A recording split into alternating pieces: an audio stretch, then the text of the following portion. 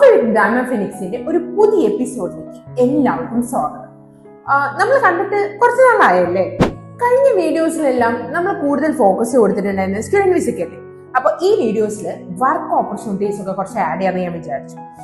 ഞാൻ നിങ്ങൾക്ക് Albania, Poland, Russia അങ്ങനെ കുറെ കൺട്രീസിന്റെ വർക്ക് ഓപ്പർച്യൂണിറ്റീസ് കൊണ്ടുവന്നിട്ടുണ്ട്.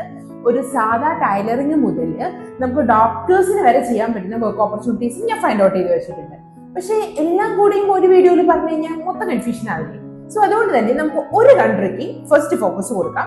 അപ്പൊ നമ്മൾ ആദ്യം ഡിസ്കസ് ചെയ്യാനായിട്ട് പോകുന്നത് അൽബേനിയയെ കുറിച്ചാണ്. Albania is known for standing landscape and diverse culture. Albania ഞാൻ നേരത്തെ പറഞ്ഞ പോലെ തന്നെ വേരിയസ് ഓഫ് കൾച്ചേഴ്സും അതുപോലെ തന്നെ ഡിഷസും കാര്യങ്ങളും ഒക്കെ ഉള്ള ഒരു കൺട്രിയാണ്. ഇനി അത് കൂടാതെ ഇപ്പോ നാട്ടിൽ നിന്ന് പോകാൻ നിൽക്കുന്ന ഒരാളുകളെ സംബന്ധിച്ചിടത്തോളം അൽബേനിയ ഒരു യൂറോപ്യൻ കൺട്രിയാണ്. ഇത് മാത്രമല്ല ഷെങ്കൻ കാൻഡിഡേറ്റ് കൺട്രി കൂടിയാണ്. സോ ഏകദേശം വിത്തിൻ ഒരു 1 to 2 ഇയേഴ്സിനുള്ളിൽ തന്നെ ഷെങ്കനിൽ ആഡ് ഓൺ ആവപ്പെടാൻ നിൽക്കുന്ന കൺട്രിയാണ് അൽബേനിയ. ഓക്കെ, അൽബേനിയയില് ഇപ്പൊ നമുക്ക് ആർക്കൊക്കെ പോകാൻ പറ്റും, അല്ലെങ്കിൽ ഏത് ഏജ് ബാറിലുള്ളവർക്ക് പോകാൻ പറ്റും എന്ന് നോക്കാം. ഏകദേശം 21 മുതൽ 45 വയസ്സിന് ഇടയിലുള്ള ആൾക്കാർക്കാണ് മെയിൻലി അൽബേനിയയിൽ വർക്ക് വിസയ്ക്ക് വേണ്ടി കൊടുക്കാനായിട്ട് സാധിക്കാം. ഇനി അത് മാത്രമല്ല, 21 മുതൽ 45 വരെ ഉള്ളതിൽ ബോത്ത് സ്കിൽഡ് ആൻഡ് അൺസ്കിൽഡ് കാറ്റഗറിയിൽ നമുക്ക് കയറി പോകാനായിട്ട് പറ്റും. ഇപ്പൊ നിങ്ങൾ സ്കിൽഡ് എന്ന് പറയുമ്പോൾ നിങ്ങളൊരു വെൽഡർ ആണ്. ഇപ്പോൾ ടിഗ്, മിഗ്, ആർക്ക് ഏത് കാറ്റഗറിയിലാണെങ്കിലും വെൽഡർ ആയിട്ട് കുറച്ച് വർഷത്തെ എക്സ്പീരിയൻസ് ഉള്ള ആളാണ്, അല്ല ഈവൻ പഠിച്ചിറങ്ങിയിട്ടുള്ള ഒരു കുട്ടിയാണെങ്കിൽ പോലും നിങ്ങൾക്ക് അൽബേനിയ ഒരു ബെറ്റർ ഓപ്ഷൻ പ്രൊവൈഡ് ചെയ്യുന്നുണ്ട്. ഇനി വെൽഡർ കാറ്റഗറി മാത്രമല്ല കേട്ടോ, കൺസ്ട്രക്ഷൻ ഹെൽപ്പർ, അതുപോലെ തന്നെ കാർ മെക്കാനിക്, സ്റ്റീൽ ഫിറ്റർ, അങ്ങനെ ഒരുപാട് വേക്കൻസീസ് അൽബേനിയ ഇപ്പൊ കറന്റ് ഇന്ത്യൻസിന് വേണ്ടി പ്രൊവൈഡ് ചെയ്യുന്നുണ്ട്. സോ നിങ്ങൾ സ്കിൽഡ് ആയിരിക്കുന്ന ഒരു കാറ്റഗറി ആണ് നോക്കുന്നതെന്നുണ്ടെങ്കിലും അൺസ്കിൽഡ് ആയിട്ടുള്ള കാറ്റഗറി ആണ് നോക്കുന്നതെന്നുണ്ടെങ്കിലും നിങ്ങൾക്ക് അൽബേനിയ ഒരു ബെറ്റർ ഓപ്പർച്യൂണിറ്റി പ്രൊവൈഡ് ചെയ്യുന്നുണ്ട്. ശരി, ഒരുപാട് കാറ്റഗറീസ് ഓഫ് ജോബ് അവൈലബിൾ ആണ് അൽബേനിയയിൽ എന്ന് ഇപ്പൊ നമ്മൾ കണ്ടു. ഏകദേശം 200-ൽ പരം ജോബുകൾ അൽബേനിയയിൽ ബോത്ത് സ്കിൽഡ് ആൻഡ് അൺസ്കിൽഡ് കാറ്റഗറിയിലുണ്ട്. ഒരു ടൈലർ മുതൽ ഡോക്ടർക്ക് വരെയുള്ള ഓപ്പർച്യൂണിറ്റീസ് നമുക്ക് ഷെയർ ചെയ്ത് തരാനായിട്ട് പറ്റും. ഇപ്പൊ നമ്മള് ജോബ് ഓപ്പർച്യൂണിറ്റീസ് ഉണ്ടെന്ന് കണ്ടു, എന്നാൽ സാലറി പാക്കേജ് അതൊരു ഇമ്പോർട്ടന്റ് ഘടകമല്ലേ? ഏകദേശം എത്ര സാലറി പാക്കേജ് ആണ് നമുക്ക് നോർമലി അൽബേനിയയിൽ കിട്ടുക എന്നുള്ളത് നമുക്ക് ഡിസ്കസ് ചെയ്യാം. മിനിമം പാക്കേജ് സ്റ്റാർട്ട് ചെയ്യുന്നത് 450 euros മുതലാണ്, അതായത് ഇന്ത്യൻ റുപ്പി ഏകദേശം 45,000 മുതലാണ് സ്റ്റാർട്ട് ചെയ്യുന്നത്. അപ് ടു 1000 euros വരെ വരുന്ന രീതിയിലുള്ള ജോബ് വേക്കൻസീസ് നമ്മുടെ അടുത്ത് അവൈലബിൾ ആണ്. അതായത് അപ് ടു 1 lakh വരെ എമൗണ്ട് കിട്ടുന്ന രീതിയിൽ. ഞാൻ ഈ പറഞ്ഞിരിക്കുന്ന എമൗണ്ട് ബ്യൂറോ എമൗണ്ട് അല്ല, മറിച്ച് നെറ്റോ എമൗണ്ട് ആണ്. അതായത് നമ്മുടെ ചെലവുകളെല്ലാം കഴിച്ച് കയ്യിൽ കിട്ടുന്ന പാക്കേജ് ആണ് ഈ 45,000 to 1 lakh ഞാൻ പറഞ്ഞത്. ഫുഡ്, അക്കോമഡേഷൻ, ഇൻഷുറൻസുകൾ, സോഷ്യൽ സെക്യൂരിറ്റി കോൺട്രിബ്യൂഷൻ ഇതെല്ലാം കഴിഞ്ഞതിന് ശേഷം നിങ്ങളുടെ കയ്യിൽ ബൈ ഏണിങ്സ് ആയി കിട്ടുന്ന പേയ്മെന്റ് ആണ് ഞാൻ ഈ പറഞ്ഞ സാലറി റേഞ്ച്. ഇനി ഈ സാലറി റേഞ്ച്, അതായത് ഈ 45,000 മുതൽ അല്ലെങ്കിൽ 450 euro മുതൽ സാലറി റേഞ്ച് സ്റ്റാർട്ട് ചെയ്യുന്നത് മിനിമം ലെവലിലാണ്. നിങ്ങളുടെ എക്സ്പീരിയൻസ് അനുസരിച്ചിട്ടും അതുപോലെ തന്നെ നിങ്ങളുടെ ക്വാളിഫിക്കേഷൻസ് അനുസരിച്ചിട്ടും ഈ സാലറി റേഞ്ചിൽ വ്യത്യാസങ്ങൾ ഉണ്ടായിരിക്കും.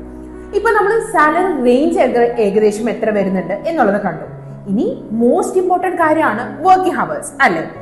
നമുക്ക് അൽബേനിയയിൽ minimum working hours വരുന്നുണ്ടായിരിക്കുന്നത് 8 to 9 hours ആണ്. അതായത് ഒരു ദിവസം 8 മുതൽ 9 മണിക്കൂറാണ് നോർമലി ജോലി ഉണ്ടായിരിക്കുക.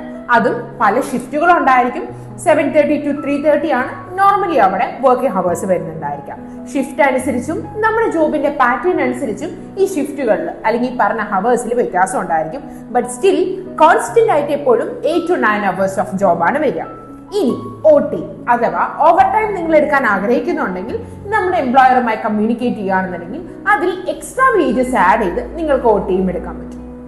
ഓക്കെ, നമ്മളിപ്പോ ഓപ്പർച്യൂണിറ്റികൾ നോക്കി, വർക്കിംഗ് ഹവേഴ്സ് നോക്കി, സാലറി റേഞ്ച് നോക്കി, OTയുടെ കാര്യങ്ങൾ നോക്കി. ഇനിയിപ്പോ നമ്മൾ ഡിസ്കസ് ചെയ്യാൻ പോകുന്ന വർക്കിംഗ് ഡേയ്സ് ആണ്. എത്ര ദിവസം നിങ്ങൾക്ക് ജോലി ഉണ്ടായിരിക്കും? നോർമലി അൽബേനിയയിൽ നമുക്ക് വർക്കിംഗ് ഡേയ്സ് വരുന്നത് വീക്ക്ലി 6 days ഓഫ് ജോബാണ്. അതായത് നമ്മുടെ ഉള്ള പോലെ തന്നെ 6 ദിവസമാണ് നോർമലി ജോബ് ഉണ്ടായിരിക്കുന്നത്. സൺഡേസ് വിൽ ബി ഹോളിഡേ, അതായത് ഞായറാഴ്ചയുള്ള നിങ്ങൾക്ക് അവധിയായിരിക്കും. ഞാൻ വീണ്ടും റിപ്പീറ്റ് ചെയ്യുന്നു, OTയിൽ നിങ്ങൾക്ക് എക്സ്ട്രാ ഡേ വരെ എടുക്കണമെന്നുണ്ടെങ്കിൽ അത് നമുക്ക് പോസിബിൾ ആണ്. നമ്മുടെ കമ്പനി എംപ്ലോയർ അല്ലെങ്കിൽ നമ്മുടെ അഡ്വൈസറിനോട് നമ്മൾ ചോദിക്കുകയാണെന്നുണ്ടെങ്കിൽ അതും നിങ്ങൾക്ക് റെലവെന്റ് ആയി എടുക്കാനായിട്ട് പറ്റുന്നതാണ്. ശരി, അപ്പൊ നമ്മൾ അൽബേനിയ കൺട്രിയുടെ ഒരു സാലറി പാക്കേജ്, വർക്കിംഗ് ഹവേഴ്സ്, ആ കാര്യങ്ങളൊക്കെ ഡിസ്കസ് ചെയ്തു. ഇനി അൽബേനിയയും ഈ GCC കൺട്രി ആയ ദുബായ് അല്ലെങ്കിൽ അബുദാബി ഇതൊക്കെ തമ്മിലുള്ള വ്യത്യാസം എന്താ? അവിടെ പോയാലും ഞങ്ങൾക്ക് ഏകദേശം 50,000 60,000 സാലറി കിട്ടുള്ളൂ, പിന്നെ എന്തിനും നിങ്ങൾ അൽബേനിയയിൽ പോകണം? അങ്ങനെ ക്വസ്റ്റ്യൻ റെലവന്റ് അല്ലേ? ഓക്കെ, ഇപ്പോ നിങ്ങൾ ദുബായിലേക്ക് പോവാണ് അല്ലെങ്കിൽ അബുദാബിയിലേക്ക് പോവാണെന്നുണ്ടെങ്കിൽ നിങ്ങൾ എത്ര വർഷം അവിടെ ജോലി ചെയ്താലും, അല്ലെങ്കിൽ 30, 40, 50 എത്ര വർഷം അവിടെ ജോലി ചെയ്താലും അവിടുത്തെ PR അതായത് പെർമനന്റ് റെസിഡൻസോ അവിടുത്തെ പാസ്പോർട്ടോ നിങ്ങൾക്ക് ഒരിക്കലും ലഭിക്കില്ല. ആസ് എൻ ഇന്ത്യൻ എന്നുള്ള രീതിയിൽ നിങ്ങൾക്ക് എപ്പോഴും അവിടുത്തെ വർക്ക് വിസയിൽ പോയി വരാം എന്നൊരു ഓപ്ഷൻ മാത്രമായിരിക്കും ഉണ്ടായിരിക്കുക. ബട്ട് അൽബേനിയയുടെ കേസിൽ അതൊരു യൂറോപ്യൻ കൺട്രി ആയതുകൊണ്ട് തന്നെ നിങ്ങൾക്ക് PR കിട്ടാനായിട്ട് മാക്സിമം എടുക്കുന്ന ടൈം ഡ്യൂറേഷൻ എന്ന് പറയുന്നത് 3 to 5 years. അതായത് 3 മുതൽ 5 വർഷം കൊണ്ട് അൽബേനിയയിൽ നിങ്ങൾ നിൽക്കുകയാണെങ്കിൽ PR കിട്ടും. 5 വർഷം കഴിഞ്ഞ് 7th ഇയറിൽ നിങ്ങൾക്ക് അൽബേനിയൻ പാസ്പോർട്ടും കിട്ടും. അൽബേനിയൻ പാസ്പോർട്ട് കിട്ടുമ്പോൾ ആസ് എൻ അവിടുത്തെ ഉള്ള പൗരൻ എന്ന നിലയിൽ അവിടെയുള്ള എല്ലാ റൂൾസ് ആൻഡ് റെഗുലേഷൻസും ആനുകൂല്യങ്ങളും നിങ്ങൾക്കും ബാധകമായിരിക്കും. സോ അതുകൊണ്ട് തന്നെ നിങ്ങൾ ഒരു യൂറോപ്യൻ കൺട്രിയിലേക്കാണ് മൈഗ്രേറ്റ് ചെയ്യാൻ ഉദ്ദേശിക്കുന്നതെന്നുണ്ടെങ്കിൽ കുറഞ്ഞ ചെലവിൽ ബെറ്റർ ഓപ്പർച്യൂണിറ്റി ആണ് നിങ്ങൾ നോക്കുന്നതെന്നുണ്ടെങ്കിൽ Albania is the best option for you. Okay, അപ്പൊ അൽബേനിയ എന്ന് പറയുന്ന കൺട്രിയുടെ ഡീറ്റെയിൽസ് നമ്മളിപ്പോ ഈ ഒരു വീഡിയോയിൽ ഡിസ്കസ് ചെയ്തു. അതായത് നിങ്ങളുടെ ജോബ് ഓപ്പർച്യൂണിറ്റി, സാലറി റേഞ്ച്, കാര്യങ്ങളെല്ലാം. അൽബേനിയ മാത്രമല്ല, തുടക്കത്തിൽ ഞാൻ പറഞ്ഞ പോലെ പോളണ്ട്, റഷ്യ, ജർമ്മനി തുടങ്ങിയ കൺട്രീസ് ഒക്കെ ഞാൻ നിങ്ങൾക്ക് ജോബ് ഓപ്പർച്യൂണിറ്റി ഫൈൻഡ് ഔട്ട് ചെയ്ത് വെച്ചിട്ടുണ്ട്. ഇതിനെക്കുറിച്ചെല്ലാം ഒറ്റ വീഡിയോയിൽ എന്താണെങ്കിലും പറയാൻ പറ്റില്ല. സോ അടുത്ത എപ്പിസോഡിന് വേണ്ടി stay tune. This is Reema from Diamond Phoenix International and this is our show Coffee with Diamond phoenix.